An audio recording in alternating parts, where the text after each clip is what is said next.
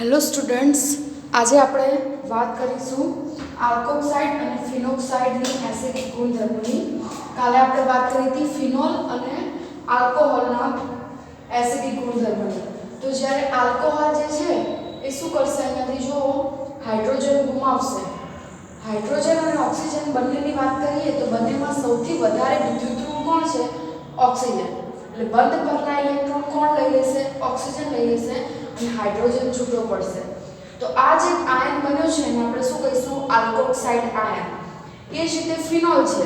તો ફિનોલમાં ઓક્સિજન અને હાઇડ્રોજન જ્યારે છૂટા પડશે ત્યારે બંધ પરના ઇલેક્ટ્રોન કોણ લઈ લેશે? ઓક્સિજન. તો આ જે આયન બન્યો એને આપણે કયો આયન કહીશું? ફિનોક્સાઇડ આયન. હવે ફિનોક્સાઇડ આયનમાં એસિડિકતા કેવી રીતે જોવા મળે છે એની વાત કરીએ આપણે. તો આપણે જોયું હતું કારણ કે ફિનોલની અંદર જે માઇનસ ચાર્જ હતો એ કેવો હતો? વિસ્થાનીકૃત હતો. એટલે કે એક જગ્યાએથી બીજી જગ્યાએ ફરી શકે એવો હતો. બરાબર છે. તો અહીંયા આપણે ફિનોક્સાઇડ આયનમાં સહસ્પંદન જોઈએ કે કઈ રીતે ફિનોક્સાઇડ આયનમાં સહસ્પંદન થશે અને આયન વિસ્થાનીકૃત થશે. તો અહીંયા શું જોડાયેલું હશે? ફિનોક્સાઇડ આયન હશે એટલે અહીંયા ઓક્સિજન જોડાયેલું હશે.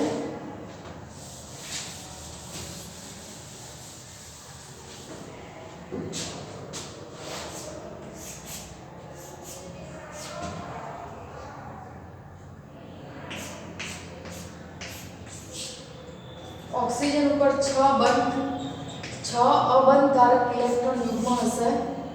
હવે શું થશે? જુઓ અહીંયા કે આ જે બંધ પરના ઇલેક્ટ્રોન છે એ અહીંયા શિફ્ટ થશે અને આ જે ઇલેક્ટ્રોન છે એ બહાર આવશે, બંધ તૂટશે ત્યાં. તો શું થશે? આ બંધ પરના ઇલેક્ટ્રોન અહીંયા શિફ્ટ થયા એટલે અહીંયા શું થશે? ડબલ બોન્ડ થશે. આપણે કાલ વાત કરી હતી એમ આ જે છે બધા કાર્બન કેવું સંકરણ ધરાવે છે? sp2 સંકરણ ધરાવે છે અને sp2 સંકરણ ધરાવતો કાર્બન એ વધારે વિદ્યુતઋણ હોવાથી ઓક્સિજન પરના ઇલેક્ટ્રોન પોતાની તરફ ખેંચી લે છે. એટલે શું થશે? અહીંયા ડબલ બોન્ડ આવશે, આ બોન્ડ બ્રેક થશે, એના ઇલેક્ટ્રોન અહીંયા શિફ્ટ થશે અને આ બે બંધ એમના એમ રહેશે. હવે શું થશે? આ જે છે એ અહીંયા બંધ બનાવશે અને આ બંધ તૂટી અને એના ઇલેક્ટ્રોન અહીંયા શિફ્ટ થશે. તો આ રીતે જો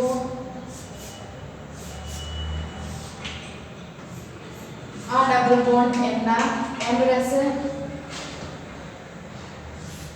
આ બંધ પરના ઇલેક્ટ્રોન અહીંયા શિફ્ટ થશે, આ બંધ એમના એમ. હવે આ અહીંયા બંધ બનાવશે અને આ બંધ પરના ઇલેક્ટ્રોન અહીંયા શિફ્ટ થશે. તો આ રીતે બનશે. જુઓ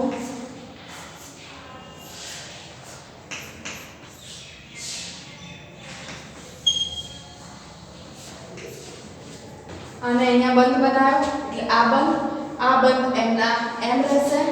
હવે શું થશે? તો કે આ બંધ પરના ઇલેક્ટ્રોન અહીંયા બંધ બનાવશે અને ઓક્સિજન પરના જે ઇલેક્ટ્રોન હતા એ પાછા ક્યાં જતા રહેશે? ઓક્સિજન પર જતા રહેશે. એટલે જો અહીંયા આપણું જે સહસ્પંદનને બંધારણ મળશે કેવું મળશે? કંઈક આ પ્રકારનું મળશે. બરાબર છે. તો તમે જોઈ શકો છો કે આ બાજુ જે બંધ છે એ આ બે બંધ આ સાઈડ છે, જ્યારે આમાં આ બે બંધ આ બાજુ છે. તો આ જે બે બંધ છે એ ફર્યા. એનું રીઝન છે કે એની અંદર આ જે ડબલ બોન્ડ છે એ શું કરે છે? ફર્યા કરે છે. આ જે બંધ છે એ શું કરે છે? સતત ફર્યા કરે છે.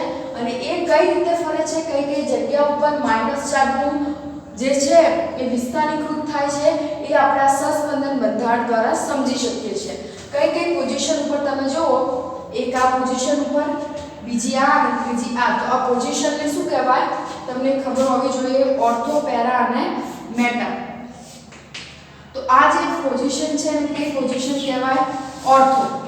આ પોઝિશન છે એને કઈ પોઝિશન કહેવાય? મેટા. અને આ પોઝિશનને કઈ પોઝિશન કહેવાય? પેરા. તો તમે જોઈ શકો છો કે ઓર્થો એટલે આ સાઈડ ઓર્થો ઉપર થયું છે, અહીંયા પેરા ઉપર વિસ્થાનીકૃત થયો છે અને અહીંયા પણ કયા સ્થાન ઉપર વિસ્થાનીકૃત થયો છે ઓર્થો ઉપર. એટલે તમે જોઈ શકો છો કે માઈનસ ચાર્જ કયા પોઝિશન ઉપર વિસ્થાનીકૃત થાય છે તો કે ઓર્થો અને પેરા ઉપર. બરાબર, મેટા ઉપર વિસ્થાનીકૃત થતો નથી. તો હવે અહીંયા આપણે જોઈએ જે આલ્કોક્સાઇડ એટલે આપણે જે આલ્કોહોલમાંથી બનતો આયન છે એની એસિડિકતા એ ઓછી છે. બરાબર, કેમ? કારણ કે આપણે કાલે વાત કરી હતી એ પ્રમાણે એને જે હાઇડ્રોજન આપવાની વૃત્તિ છે એ સરળતાથી હાઇડ્રોજન આપી શકતો નથી. કારણ કે એની જોડે કેવા સમૂહ જોડાયેલા હોય છે? ઇલેક્ટ્રોન દાતા સમૂહ, જે એની ધ્રુવ્યતામાં શું કરે છે? ઘટાડો કરે છે. હાઇડ્રોજનને એટલા સરળતાથી દૂર થવા દેતો નથી. બરાબર, પણ ફિનોલની વાત કરતા હોઈએ તો ફિનોલની અંદર અહીંયા sp2 પ્રકારનો કાર્બન રહેલો હશે. એટલે એ કાર્બન ઇલેક્ટ્રોનને પોતાની તરફ આકર્ષશે, એની ધ્રુવ્યતામાં વધારો થશે, એટલે આયનીકરણ સરળતાથી થશે. આયનીકરણ એટલે OH છે એમાંથી ઓક્સિજન અને હાઇડ્રોજન છૂટા પડે તો ઓક્સિજન ઉપર માઈનસ ચાર્જ આવે, હાઇડ્રોજન ઉપર ધન ચાર્જ આવે.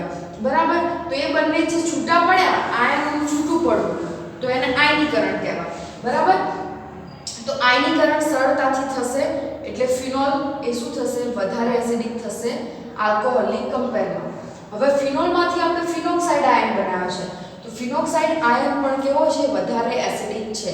ફિનોલ કરતાં પણ વધારે એસિડિક છે ફિનોક્સાઇડ આયન. બરાબર, તો હવે આપણે આનાથી પણ વધારે એસિડિક આને બનાવવો હોય, જે ફિનોલ છે એનાથી પણ એની એસિડિકતા વધારવી હોય તો આપણે જોયું કે ઓર્થો અને પેરા બે સ્થાન પર આપણો જે માઈનસ ચાર્જ છે શું થાય છે? વિસ્થાનીકૃત થાય છે. બરાબર, તો હજી આપણે એવું કરીએ કે ઓર્થો અને પેરા સ્થાન પર ઇલેક્ટ્રોન ગ્રાહી સમૂહ જોડી દઈએ, જેમ કે નાઇટ્રો. નાઇટ્રો સમૂહ કેવો છે? માઈનસને પોતાની તરફ ખેંચી લે એવો. તો માઈનસ ચાર્જ જ્યાં જ્યાં ફરે છે ત્યાં ફરીથી આપણે NO2 સમૂહ જોડી દઈએ તો આની એસિડિકતામાં એનાથી પણ વધારે વધારો થઈ શકશે. પણ એનાથી ઉલટું જો આપણે ઓર્થો અને પેરા સ્થાન પર CH3 સમૂહ એટલે કે ઇલેક્ટ્રોન દાતા સમૂહ જો અહીંયા જોડીશું આપણે તો શું થશે? અહીંયા ઇલેક્ટ્રોન દાતા સમૂહ જોડવાથી એની જે ઋણ વીજભાર છે એમાં વધારો કરશે, ઘટાડો કરશે નહીં, કારણ કે ઇલેક્ટ્રોન દાતા સમૂહ છે. ઓલરેડી અહીંયા ડેન્સિટી છે ઇલેક્ટ્રોનની અને એની ડેન્સિટીમાં એ શું કરે? વધારો કરે તો એની એસિડિકતામાં શું થાય? ઘટાડો થાય. બરાબર, ડેન્સિટી એટલે ઘનતા, ઇલેક્ટ્રોનની ઘનતામાં. તો અહીંયા શું થશે? ઇલેક્ટ્રોન દાતા સમૂહ જે છે એ સમૂહ જોડાશે તો ફિનોલની એસિડિકતામાં ઘટાડો થશે. જેટલી હશે ફિનોલની જેટલી એસિડિકતા હશે એનાથી પણ એમાં ઘટાડો થશે.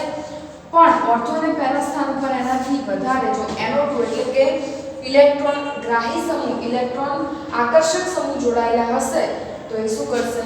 ફિનોલની એસિડિકતામાં વધારો કરશે. તમારી બુકમાં એક ટેબલ આપેલું છે pKa વેલ્યુના આધારે.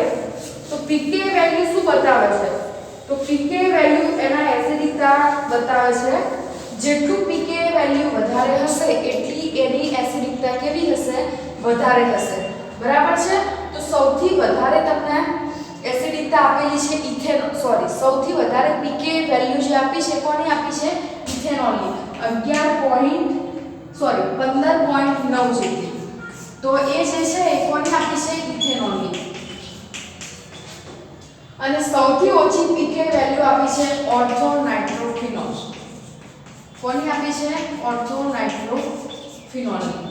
કેટલી આપી છે? 7.2. તો આ pKa વેલ્યુ સૌથી વધુ છે અને આ pKa વેલ્યુ સૌથી ઓછી છે. તો pKa વેલ્યુ શું બતાવે છે? જેટલી pKa વેલ્યુ ઓછી એટલી એસિડિકતા વધારે અને જેટલી pKa વેલ્યુ વધારે એટલી એની એસિડિકતા ઓછી.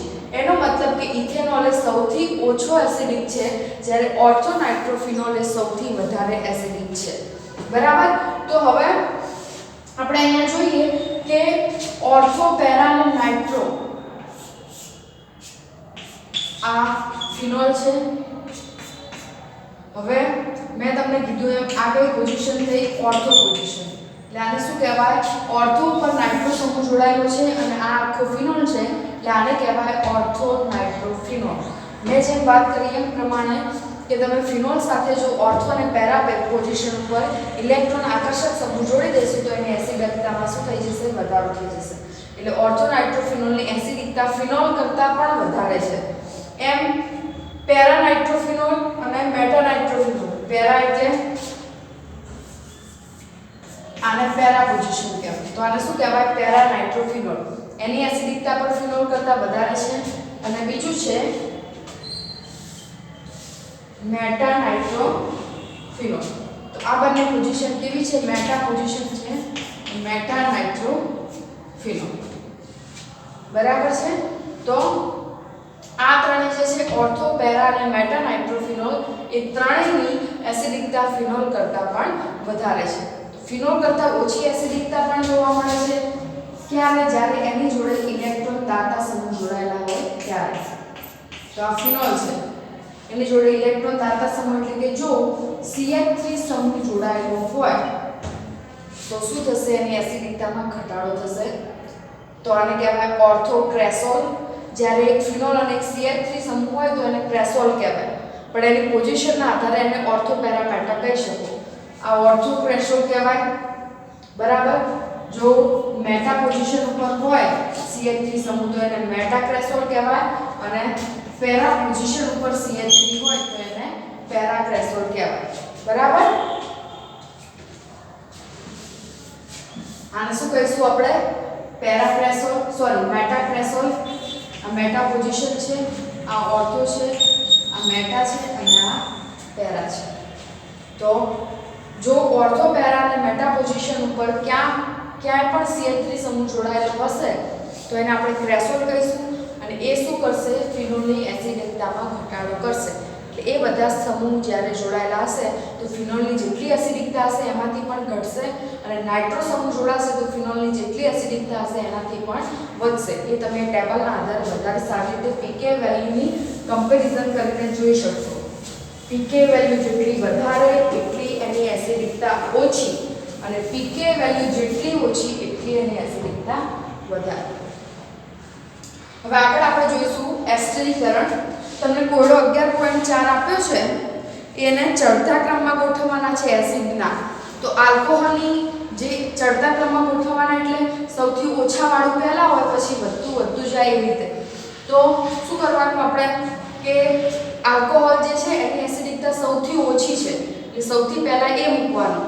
પછી કોણ આવશે? તો કે જો કોઈ ક્રેસોલ વાળું હોય તો ઓર્થો કે મેટા કે પેરા ઉપર CH3 સમૂહ વાળું હોય તો પછી એ આવશે. બરાબર. પછી ફિનોલ આવે. પછી એની આગળ શું આવે? સૌથી વધારે ફિનોલથી પણ વધારે કોની છે? તો કે ઓર્થો, પેરા અને મેટા ઉપર જેનો નાઇટ્રો સમૂહ જોડાયેલો હોય એની છે. એટલા માટે ઓર્થો, પેરા પર નાઇટ્રો સમૂહ વાળાને સૌથી છેલ્લે રાખવાના. એ રીતે તમે એને ચડતા ક્રમમાં ગોઠવી શકો છો. બરાબર છે. હવે આપણે વાત કરીએ એસ્ટરીકરણની. તો એસ્ટરીકરણ આલ્કોહોલે અલગ અલગ સંયોજનો સાથે સંયોજાઈને શું બનાવશે? એસ્ટર. એસ્ટરીકરણ એટલે એસ્ટરનું બનવું. બરાબર. તો અહીંયા જુઓ એસ્ટર બનાવીશું આપણે ROH વત્તા R-COOH. તો શું થશે? અહીંયા જુઓ તમે, અહીંયાથી હાઇડ્રોજન દૂર થશે અને અહીંયાથી OH દૂર થશે. તો શું બનાવશે? OH અને H ભેગા થઈને શું બનાવે? H2O. વધ્યું શું આપણી પાસે? RO અને R-CO. તો શું બનાવીશું આપણે? ROCOR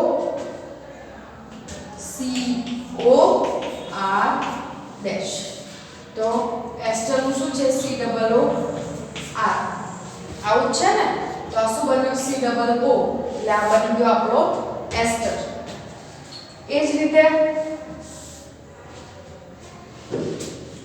આપણે આને આગની જગ્યાએ કોઈ ઉદાહરણ લઈએ તો વધારે ખબર પડે. તો CH3OH વત્તા CH3CH2COOH એની આપણે રિએક્શન કરાવીએ તો અહીંયાથી શું થશે? આલ્કોહોલમાંથી હંમેશા હાઇડ્રોજન દૂર થશે અને એસિડમાંથી હંમેશા OH દૂર થશે અને શું બનાવશે? H2 અને શું બનાવશે? H2O.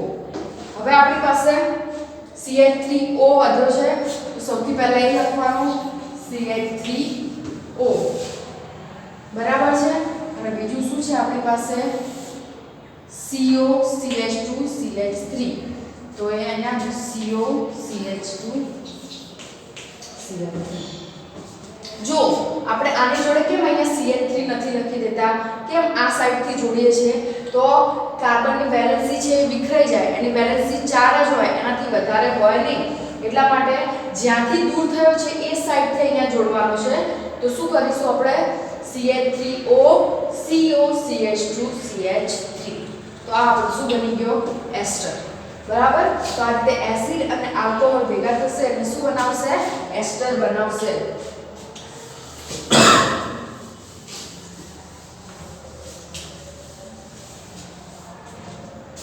એ જ રીતે આલ્કોહોલ અને એસિડિક એનહાઇડ્રાઇડ તો એસિડિક એનહાઇડ્રાઇડ તરીકે તમારે અહીંયા લખ્યો છે RCO twice O એ તમને નેક્સ્ટ એક્ઝામ્પલમાં સમજાવું છું અહીંયાથી હાઇડ્રોજન દૂર થશે બરાબર અહીંયા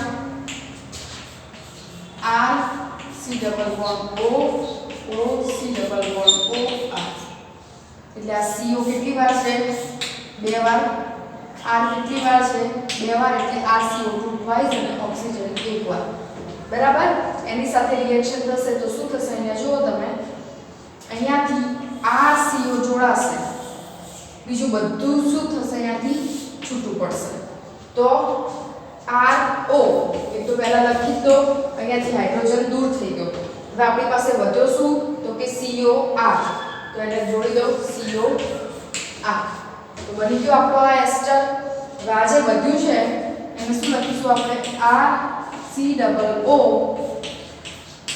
H તો અહીંયા એસિડ છૂટો પડશે અને શું બનશે એસ્ટર બનશે હવે આની જગ્યાએ આપણે એક્ઝામ્પલ લઈએ એટલે વધારે આપણો કોન્સેપ્ટ ક્લિયર થાય જો અહીંયા CH3OH વત્તા એસિડિક એનહાઇડ્રાઇડ આને કહેવાય એસિડિક એનહાઇડ્રાઇડ બરાબર છે હવે અહીંયા શું થશે હાઇડ્રોજન અહીંયાથી છૂટો પડશે અને અહીંયાથી આટલું છૂટું પડશે C double bond O CH3 તો હવે શું કરવાનું CH3O પહેલા લખી દેવાનો ક્યાંથી જોડાય ત્યાંથી છૂટું પડ્યું છે એ સાઈડથી તો આ જોડાશે CO CH3 શું જોડાશે CH3O CO CH3 બરાબર છે તો આ રીતે આપણો શું બનશે એસ્ટર વત્તા છૂટું શું પડ્યું આપણું CH3COOH અહીંયાથી H અને આ બાજુથી CH3COO આ લખીશું CH3COOH અને શું કહેવાય એસિટિક એસિડ શું કહીશું આને આપણે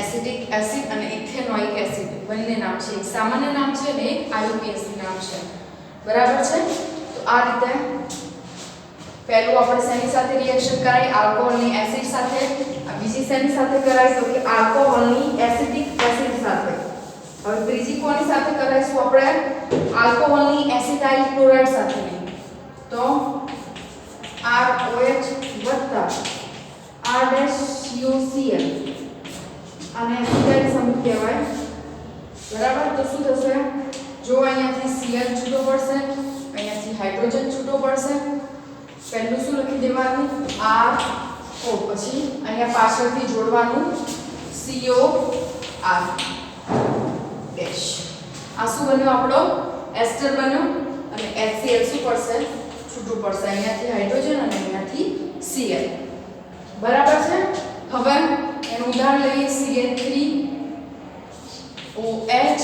વત્તા CH3CH2 COCl બરાબર તો શું થશે અહીંયા જુઓ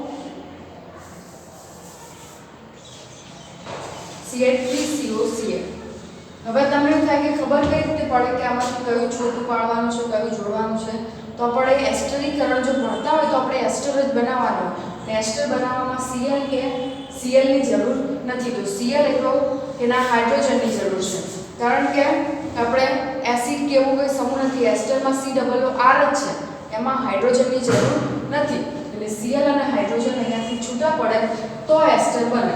આપણે એ રીતે પણ વિચારવાનું કે એસ્ટર આમાંથી હું કોને છૂટા પાડું તો બની શકે, કઈ રીતે કોણ ક્યાં જોડાય તો બની શકે, એ દરેક વસ્તુ વિચારીએ તો આપણને ખબર પડે કે મારે અહીંયાથી શું છૂટું પાડવાનું છે અને કઈ રીતે એકબીજા સાથે જોડાશે તો એસ્ટર બનશે. બરાબર, તો અહીંયા શું થશે, હાઇડ્રોજન અહીંયાથી છૂટો પડશે, અહીંયાથી Cl છૂટો પડશે, તો CH3O જોડવાનો અને પાછળથી CO CH3, શું બનશે, CH3O CO CH3. તો આ શું બની ગયો આપણો એસ્ટર, અને આને શું કહેવાય, એસિટાઇલ ક્લોરાઇડ. અને CH3CO સમૂહને કેવો સમૂહ કહેવાય, એસિટાઇલ સમૂહ. CH3 સમૂહ જે છે આપણો એ કેવા સમૂહ તરીકે ઓળખાય છે, એસિટાઇલ સમૂહ તરીકે ઓળખાય છે. બરાબર છે. હવે જો આગળ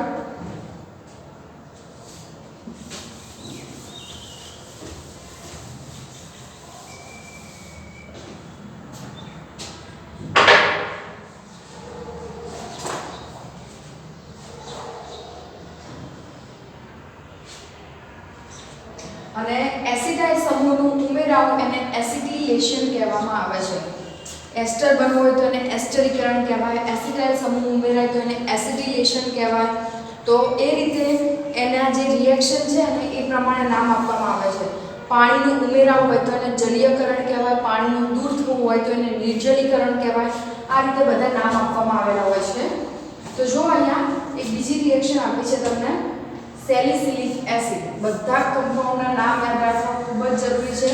એક્ઝામમાં ડાયરેક્ટ તમને એમ કહેશે સેલિસિલિક એસિડમાંથી એસ્પિરિન, તો ત્યારે તમને સેલિસિલિક એસિડ કે એસ્પિરિનનું સ્ટ્રક્ચર નહીં આવડતું હોય, એનું બંધારણ નહીં આવડે તો તમને પ્રક્રિયા લખતા આવડશે નહીં. એટલે બધા જના બંધારણ ખબર હોવી જોઈએ અને એના નામ. તો આ શું છે, સેલિસિલિક એસિડ. બરાબર છે. એમાંથી મારે શું બનાવવાનું છે, એસ્પિરિન. તો અહીંયા જો કોની સાથે રિએક્શન કરવાની છે, મારે એસિટિક એનહાઇડ્રાઇડ સાથે.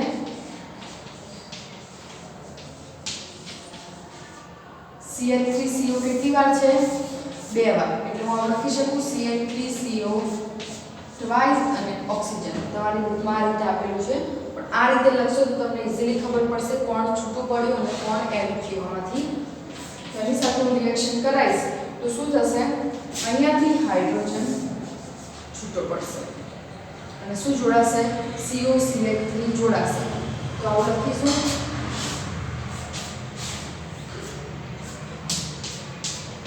COOH OCOCH3. બરાબર છે. આ જે બન્યો એને હું શું કહીશ, એસ્પિરિન.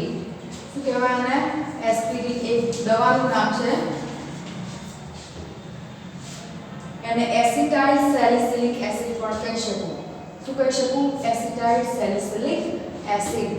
બરાબર છે. અને બીજું નામ એસિટાઇલ સેલિસિલિક એસિડ છે. સેલિસિલિક એસિડની અંદર એક COOH અને OH સમૂહ જોડાયેલો હોય તેને સેલિસિલિક એસિડ કહેવાય બેન્ઝીન રિંગમાં. એમ ફિનોલમાં શું હોય, બેન્ઝીન રિંગમાં OH હોય. એમ પછી એનિલીનમાં શું હોય, બેન્ઝીન રિંગ ઉપર NH2 હોય.